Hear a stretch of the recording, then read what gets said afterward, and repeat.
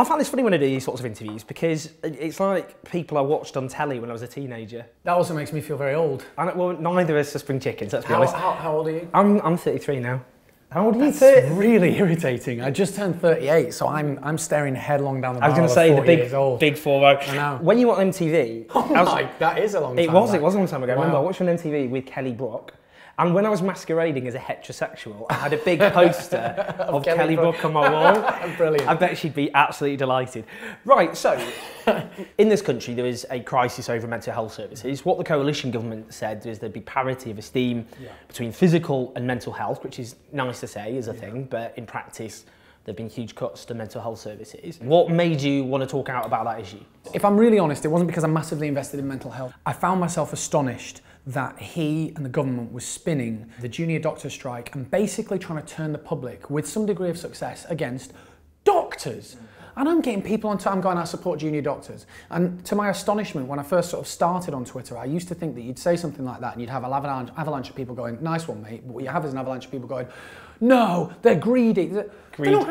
They're doctors. If there's a group of people whose MO is to literally be selfless and help out, it's doctors. And then you've got people going, oh, well, you know, it's a vocation, they should want to do it.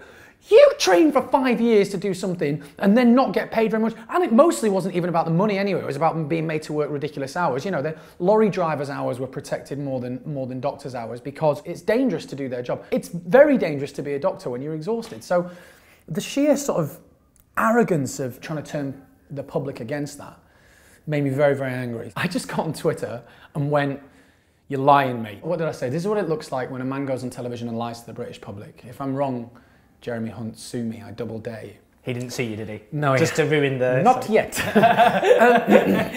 It's difficult. Running the NHS is not an easy job. No one's saying that. I don't think that Jeremy Hunt's got an easy job. You've got to be honest. Don't tell people that it's going well when it's not. Stop lying. Everybody knows. Everybody on the ground in the NHS knows it's not going well. And Jeremy Hunt's statistics that he put out, when fact-checked, didn't make sense. So he'd be saying things like, more people have been seen by mental health doctors. Sure, more people have actually encountered a mental health professional and gone, hello, this is my name, but that's not the same as they've been evaluated and treated and consulted and whatever. They've just been seen. And so it's a statistic that, whilst it's not untrue, it doesn't tell you anything. It just makes him sound better.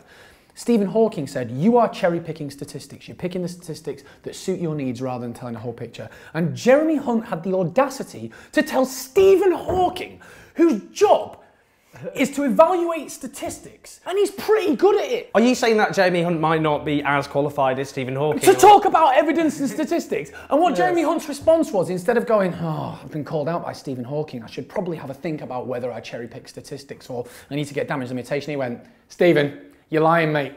He used the phrase, the most pernicious falsehood you have told. And I don't know why that made me so angry, but it was, you're openly accusing Stephen Hawking of lying when all that Stephen Hawking has said is that you're cherry-picking statistics. Do you not think the very existence of the NHS as a publicly run organisation is an embarrassment to a Conservative Party whose ideology is about competition and profit? I do think that ideology butts heads with what the NHS is, and I think that's a problem. It's not a luxury item. It's everything. It's the first thing, you know. Why there's a reason there's a phrase, oh, at least you've got your health, you know, if you have nothing else.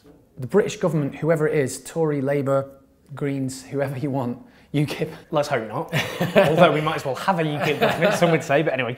It has to stay. For my money, it has to, because otherwise you are literally putting a monetary figure on a human being's right to be healthy. What are your main fears about the NHS at the moment? Up until like a year or 2 years ago, it was 5–6% of money coming into the NHS was from private healthcare. Laws have been passed to make that you're allowed to have 49%. Yeah, up to 49%. Okay. That's an extremely symbolic figure. That's like an invading army coming right up to the border, but not quite over the border, but they're there.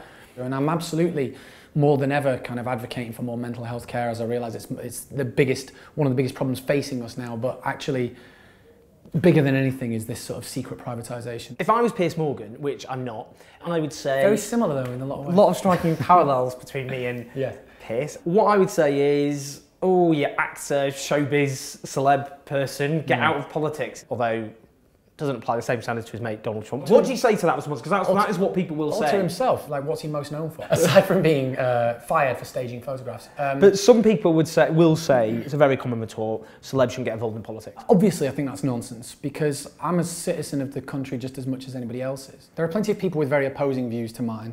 Katie Hopkins is known for being on The Apprentice. Why aren't the people... Nobody on the left wing ever says to me, stay out of politics. I don't think anybody in the left wing says to Katie Hopkins, stay out of politics, because people... Her followers, people cheering her on, say, are the sort of people who go... Exactly. But wasn't she on The Apprentice? And back Donald Trump, who was... Wasn't the President of the United States on The Apprentice? I don't understand. And also, look... Are you saying they're applying different standards?